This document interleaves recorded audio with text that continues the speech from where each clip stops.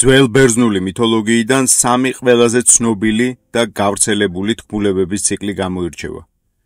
პირველი ეს გახლავთ არგონავტების ციკლი, ანუ არგონავტების მოგზაურობა ოქროსაწმისის მოსაპოვებლად ძველ კოლხეთში.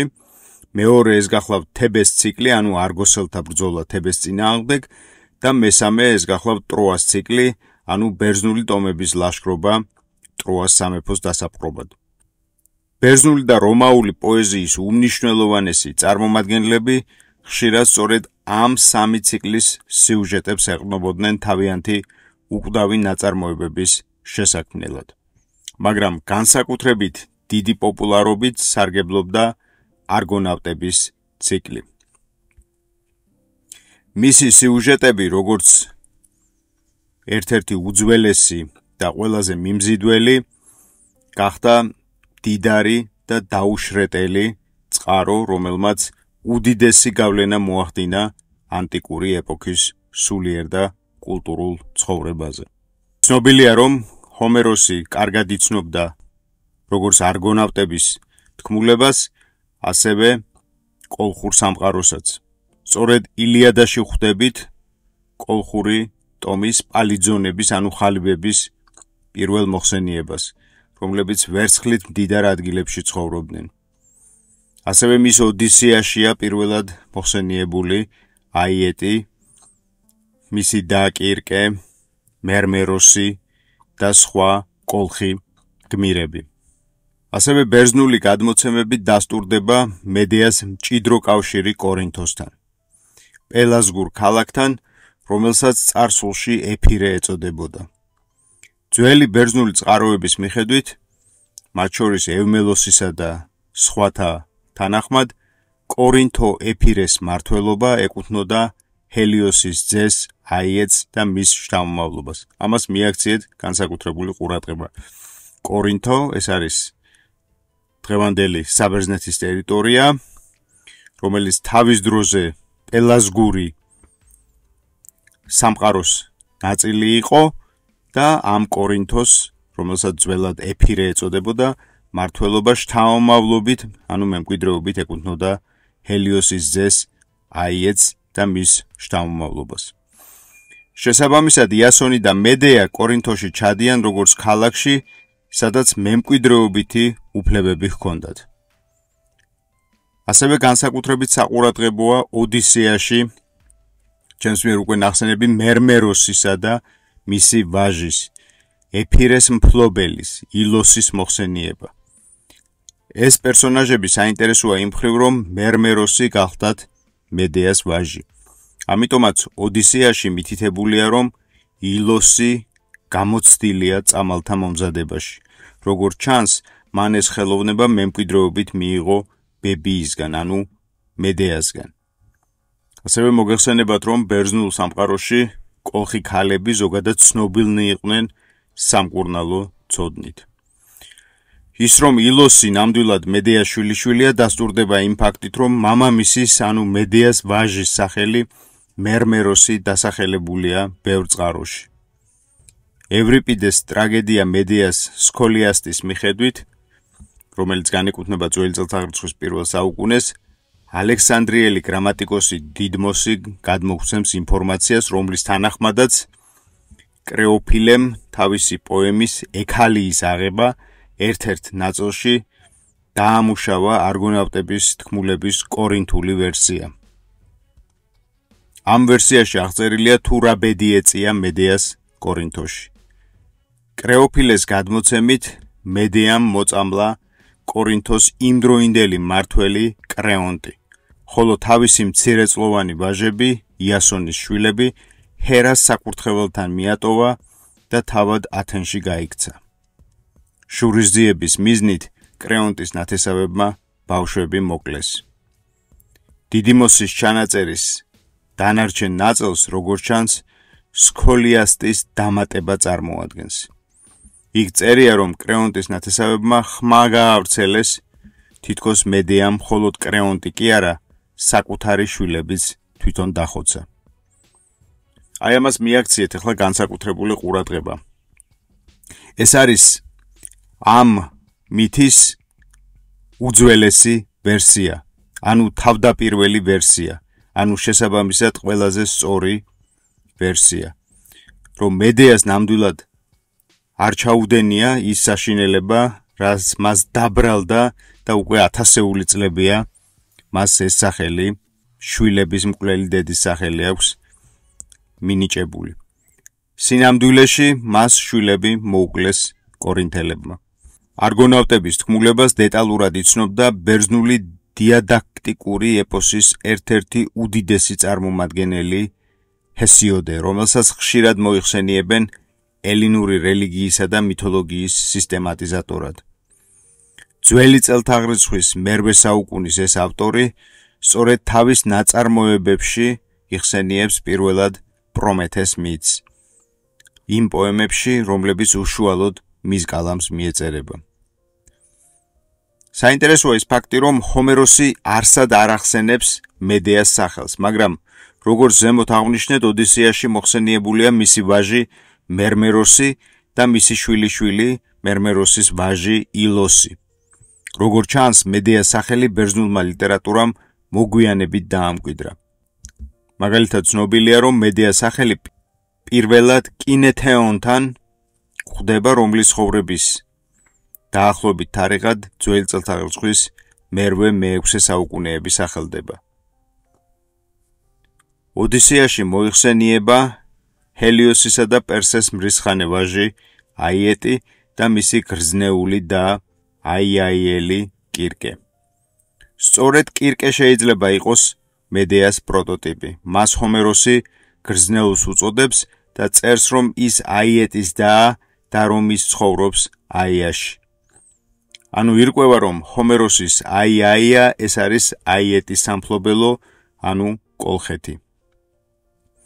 ბერძენ ავტორთაგან არგონავტების თქმულების თავდაპირველ ვარიანტებთან ჰომეროსს ყველაზე უფრო მიუწვდებოდა ხელი, რადგან იგი ყველაზე ადრინდელი ავტორია. ამიტომ მეცნიერული არგუმენტირებისთვის ჰომეროსის პოემები შედარებით უფრო სანდოა. ამგვარად ამ დიდი ბერძენი პოეტის მიხედვით არსებობს აიეტი და აიას ქვეყანა.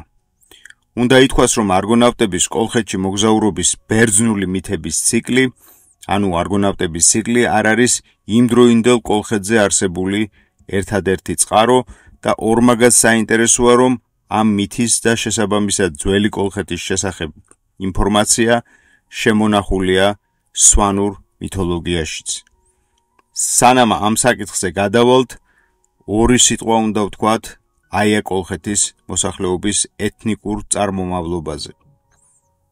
ამ საკითხის განხილვისას ყურადღება უნდა მიექცეს მნიშვნელოვან გარემოებას. სვანეთში აია წარმართული მიწისქვეშეთისა და მიწათმოქმედების ქალღმერთი იყო. სვანებმა იცოდნენ ამ ღვთაებისთვის დღის მიზღვნის რიტუალი, რომელსაც უაია მიშლადეღ, ანუ აიას კვირა ეწოდებოდა. არის მეორე საყურადღებო გარემოებაც. სვანურ წარმართულ რიტუალში, რომელიც მელიაი ტულეფიაისადმი მიზღვნილ დღესასწაულზე სრულდებოდა, მსხვერპლად ყავდათ ხარი ან ცხვარი და მათ ტყავს მუხის ხეზე კიდებდნენ. მუხა სვანებისთვის წმინდა ხეს წარმოადგენდა. ასევე უნდა გამოვყოთ არგონავტების მითიდან ერთი განსაკუთრებულად საინტერესო ფიგურა, კერძოდ მედეას ნახევარ-ძმა აფსირტე. ეს სახელი ბერძნული არ არის და დღეს აფსუა სეპარატისტები გამალებით ებღაუჭებიან მას, ცდილობენ რა დაამტკიცონ აფსირტესა და აფსუა ეთნონიმის იდენტურობა. მაგრამ საქმე სინამდვილეში სულ სხვაგვარადაა. სახელი აფსირტე, იგივე აფსარტე იმეორებს სვანური ღვთაების აფსასტის სახელს, რომლის კულტიც მნიშვნელოვან ადგილს იკავებს სვანურ პანთეონში. აფსასტიდან მოდის როგორც სახელი აფსირტე, ასევე გონიო აფსაროსის სახელიც. ჩვენ ასევე ვიცით ჩემი ერთ-ერთი წინა და გადაცემიდან სვანების შესახებ, რომ ბალყარელები და ყარაჩაელები სვანებს დღემდე ებზეს უწოდებენ, რაც სხვა არაფერია თუ არა აბაზგი. ეს კი თავის მხრივ ამტკიცებს იმ აზრის ისწორეს, რომ აბაზგები არიან ისტორიული აფხაზები, ანუ დასავლეთ ქართველები. როგორც დავინახეთ, სვანები ერთი ხელის მოსმით აცამტვერებენ მორიგ აფსუურ ბოდვას, აფსირტეს, ანუ შესაბამისად ძველი კოლხების აფსუობის შესახებ. პლინიუსის თანახმად, კოლხეთს მართავდა აიეტის შთამომავალი, სახელად სავლაკე, რომელმაც სვანურ ტომებში მრავალი ოქრო და ვერცხლი მოიპოვა და ცნობილი გახდა თავისი ოქროს საწმისებით მდიდარი სამეფოთი. აპიანე თავის ნაშრომში რომის ისტორია წერს: კავკასიონიდან გამომდინარე ნაკადულები უხვად ჩამოიტანენ უხილავ ოქროს ქვიშას. გარშემომყოფი ტომები ცხვრის ბეწვის ტყავებს დებენ ნაკადულებში და მათზე ეკვრება ოქროს ნაწილაკები.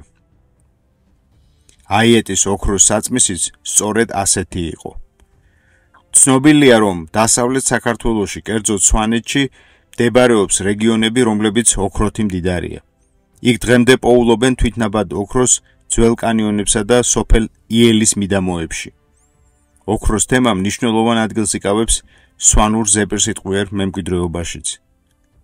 ერთ-ერთ სვანურ გადმოცემაში ლეჟვარას მთაზე მოთხრობილია მიწისქვეშა სალოცავის შესახებ, სადაც ოქროს ჯაჭვით ოქროს ვერძი იყო დაბმული. ცხვარი, როგორც ჩანს, სვანებისთვის ტოტემური ცხოველი იყო. ამას ადასტურებს არქეოლოგიური მასალაც. მაგალითად, მესტიის რაიონის სოფელ კალაში აღმოჩენილია შუა ბრინჯაოს ხანის ქინძისთავი, რომელზეც სტილიზებულად არის გამოსახული ცხვრის რქები.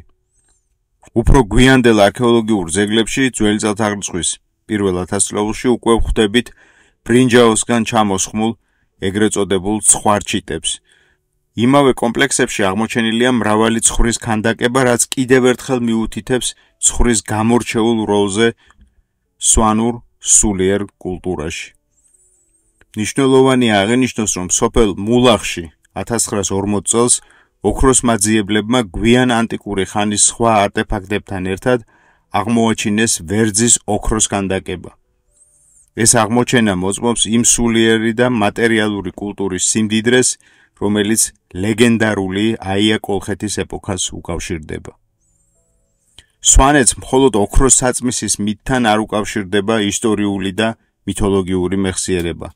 აქვე იხილება ერთ-ერთი უძველესი მითი პრომეთე ამირანის შესახებ, რომელიც დაახლოებით 3500 წლის წინ შეიქმნა და მაშასადამე არგონავტების ხანას წინ უსწრებს.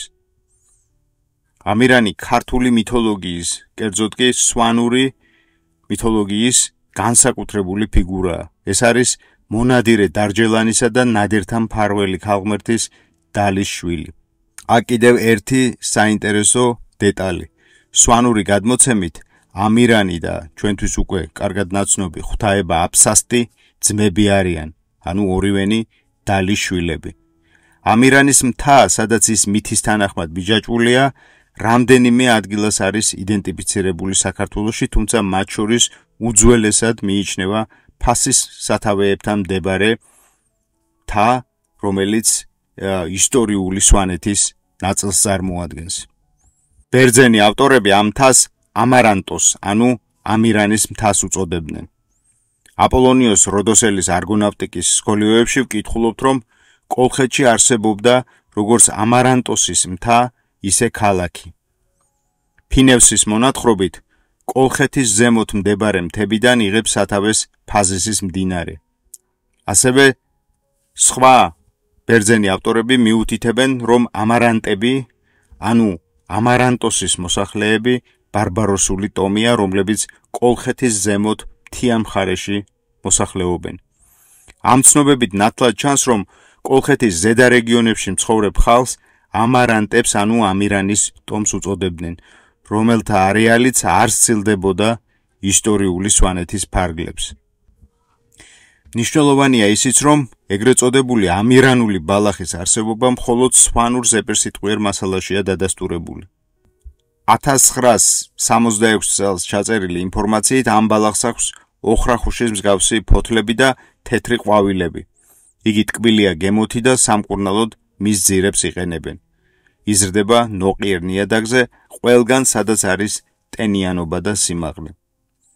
ითვლება, რომ ეს მცენარე იგივეა, რაც არგონავტიკაში მოხსენიებული პრომეთეს ბალახი, ანუ ის ბალახი, რომლისგანაც მედეა ამზადებდა თავის ჯადოსნურ წამლებს. ამირანის მთის, ამირანის ტომის და ამირანული ბალახის სწორედ ისტორიული სვანეთის ტერიტორიაზე ლოკალიზება მნიშვნელოვან არგუმენტს წარმოადგენს აიას ქვეყნის მოსახლეობის ეთნიკური ვინაობის დადგენისას. მაშასადამე პრომეთე ამირანი დალიშვილია, ხოლო დალი სვანურ პანთეონში ერთ-ერთი უმნიშვნელოვანესი ღვთაებაა.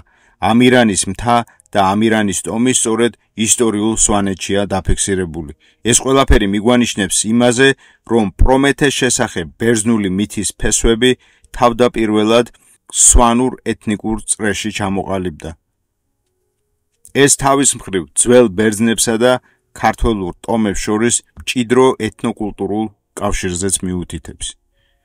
ისტორიული, არქეოლოგიური, ლინგვისტური და ფოლკლორული მასალის ურთიერთშედარებით შეგვიძლია დავასკვნათ შემდეგი.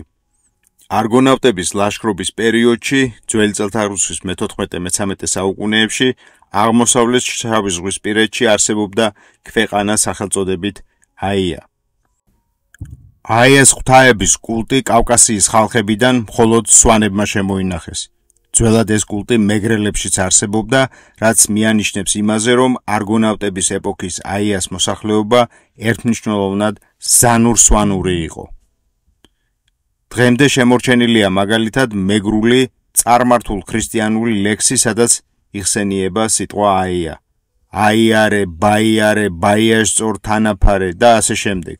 ცხადია, რომ აქ აიაში უძველესი კოლხური კულტი იგულისხმება.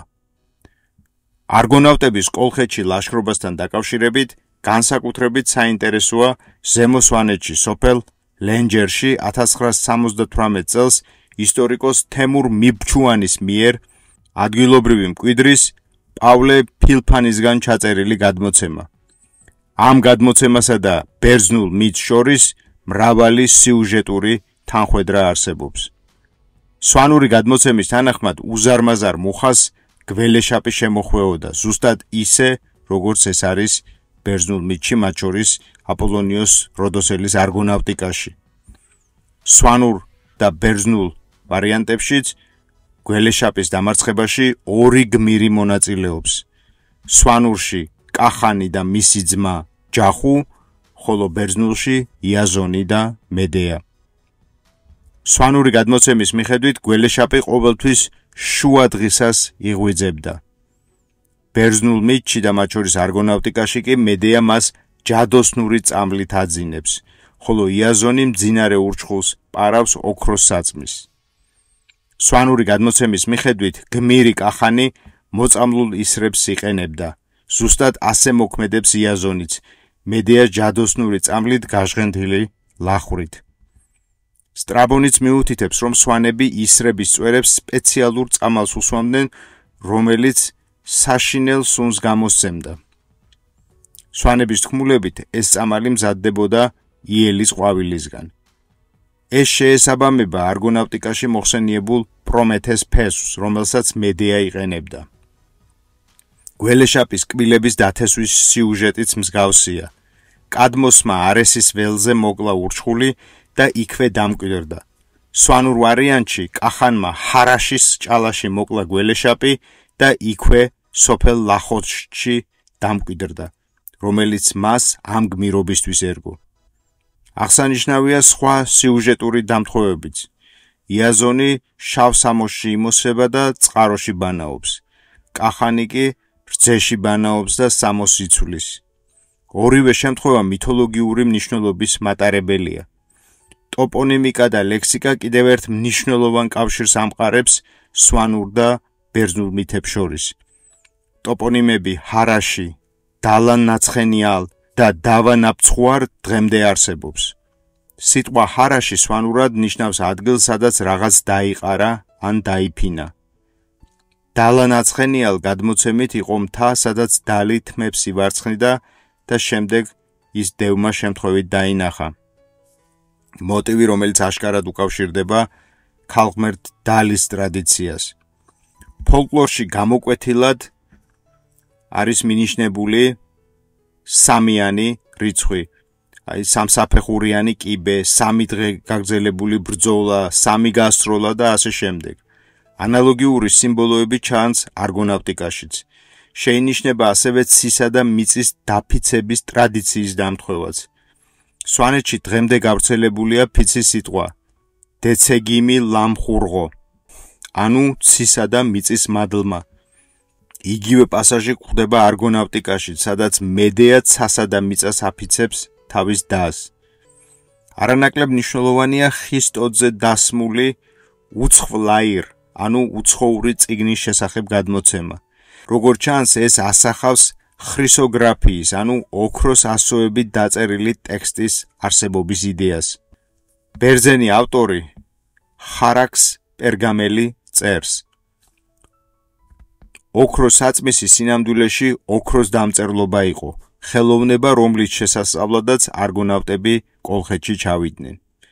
თქვენ წარმოიდგინეთ, რომ თვით ეგვიპტურ წარმოდგენებშიც კი, ისევე როგორც არგონავტიკაში, ოქროს ვერცხლს ხშირად ცვლის ჯადოსნური წიგნი, რომელიც მეფის ასულთან ან თავად მეფესთან ინახება. ამრიგად, როგორც ხედავთ, ბერძნული მითოლოგია არ არის ერთადერთი წყარო, რომელიც კოლხეთში არგონავტების მოგზაურობას ასახავს. ამის ერთ-ერთი უმნიშვნელოვანესი და თან ავთენტური ქართული წყარო ეს არის სვანური მითოლოგია და სვანური ფოლკლორი მთლიანად, თავისი უძველესი შრეებით, ტოპონიმიკით, სიტყვიერებითა და რიტუალებით. თუ კი თქვენთვის საინტერესო იყო დღევანდელი გადაცემა, არ დაგავიწყდეთ ვიდეოს მოწონება და არხის გამოწერა. მე დღეს ამით გემშვიდობებით, გმადლობთ ყურადღებისთვის, კარგად ბრძანდებოდეთ.